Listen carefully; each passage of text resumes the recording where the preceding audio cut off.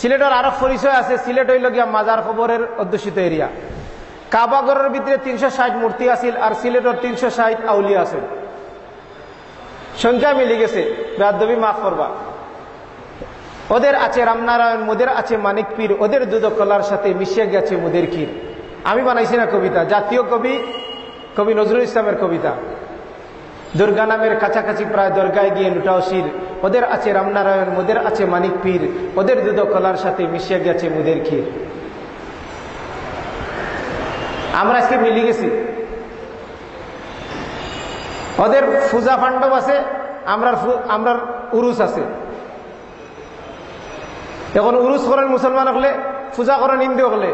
এখন সর্বদলীয় একটা ইবাদত দরকার। এগুলো নাম হইল গিয়া 21শে ফেব্রুয়ারি কিতা এই 16ই ডিসেম্বর অর্থাৎ গিয়া সবে মিলিয়া একলগে পূজা করা। মুসলমানের বাচ্চা তার বাপর খবর গিয়া কোনোদিন খবর দেয় না। স্বাধীনতা যুদ্ধ যারা নিজেদের জীবন রক্ষা করার লাগি, পরিবার রক্ষা করার লাগি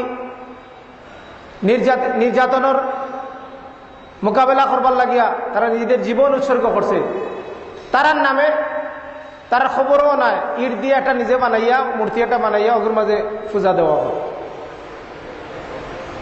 আল্লাহ রাসূল সাল্লাল্লাহু আলাইহি সাল্লামে কইছেন যে আমার উম্মত হল মুশরিক হলের লগে মিশি যাইব।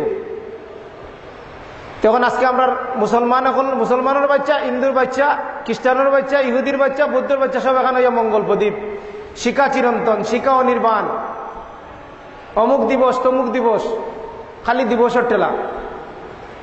আল্লাহ সুবহানাহু ওয়া তাআলা আমরা জাতিরে, আমরা নিজরে বুঝার তৌফিক দান করুক।